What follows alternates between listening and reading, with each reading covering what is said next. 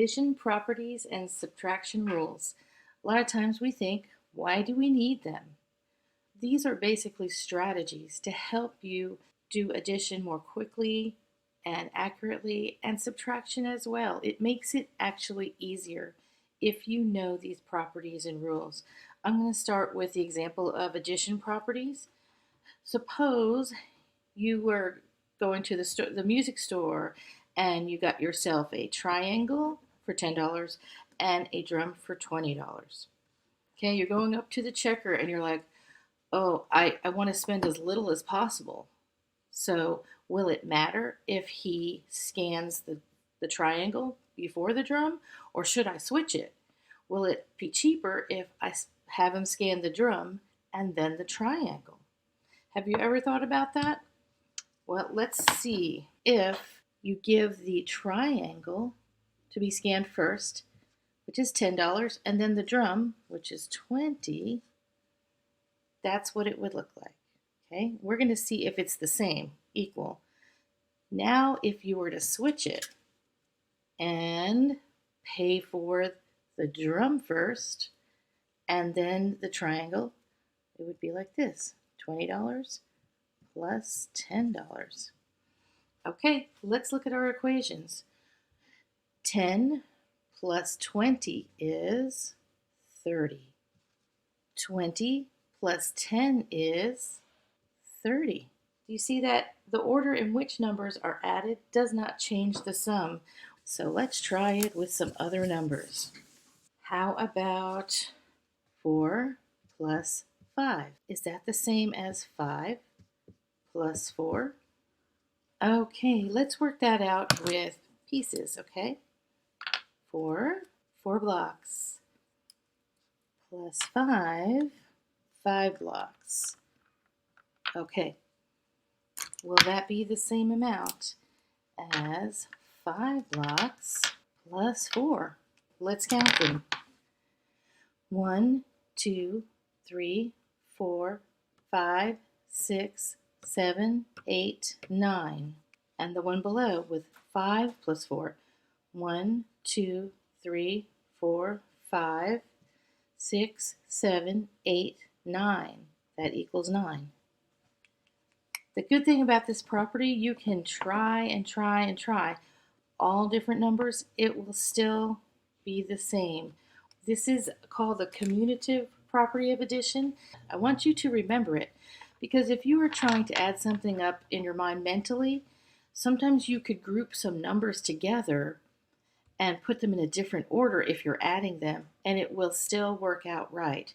Like if I had 1 plus 2 plus 3, in my mind, I would be, okay, I could do 3 plus 3, that works.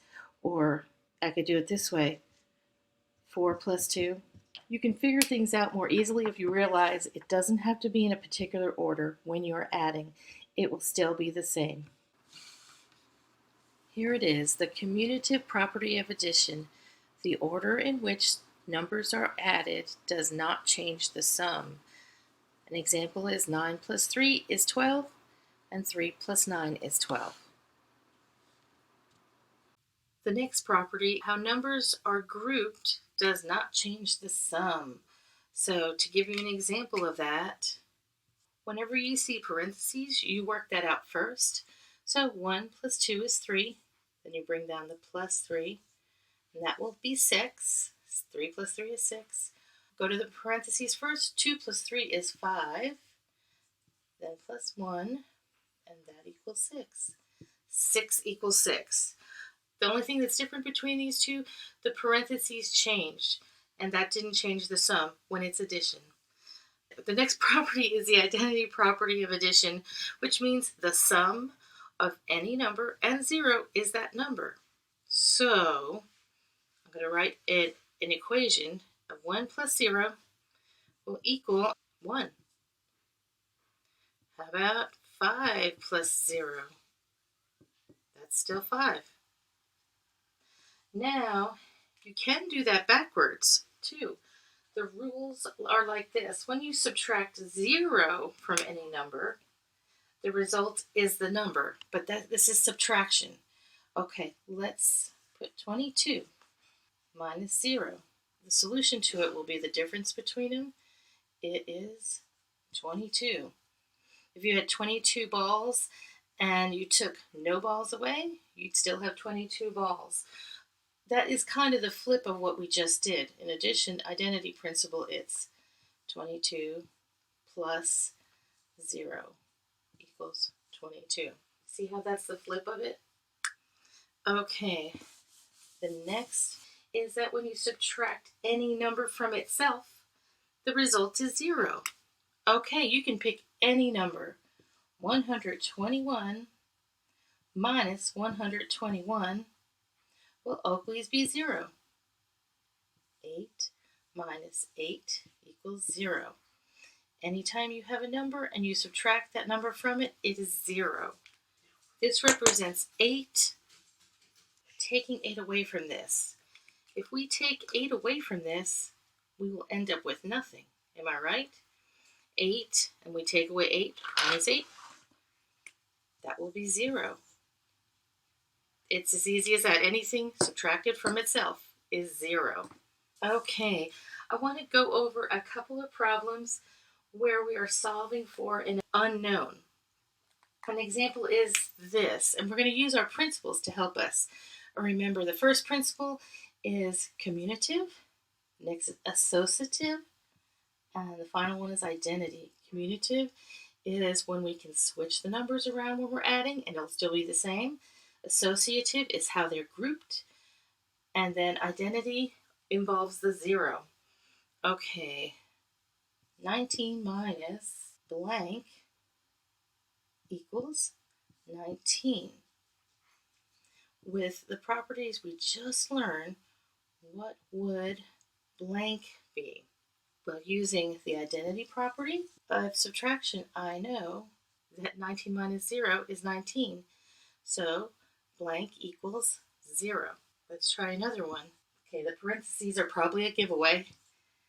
5 plus blank plus 2 equals 5 plus 9 plus 2. Okay, when we see the parentheses, we know it's going to have something to do with the associative property. Okay, this is 5 plus blank plus 2. This is 5 plus 9 plus 2. I see we have the 5 and the 2 there. The only thing that is different is 9. And I know the way we're grouping them is not going to make a difference in addition. So I know the only one that's missing is 9. So I'm going to try 9 just to see if it works. In parentheses first, 9 plus 5 is 14. And then you bring the plus 2 down. Plus 2, and that will equal 16. Let's see if it works on this side. 9 plus 2 is 11 plus 5 equals 16. That worked out just fine. And we solved for the unknown. So the unknown equals 9. Okay, the last one, I couldn't fit on here. Let's see if we can figure out which property of addition we'd use for this. 74 plus 68 equals blank plus 74. Okay, according to the commutative property, the numbers don't, if they changed order, it still will equal the same thing. So 74 plus 68, let's see what that is. 8 plus 4 is 12. 7 plus 6 plus 1 is 14. Okay, so we have 74 here. I know it's not in the same order, but I know I still could have a 68. It will be the same thing. So we're going to try it this way. 68, you notice 68 is on top here, and 68 is on the bottom there. 8 plus 4 is 12. 1 plus 6 plus 7 is 14. They both sides equal 142. I want you guys to try some on your own.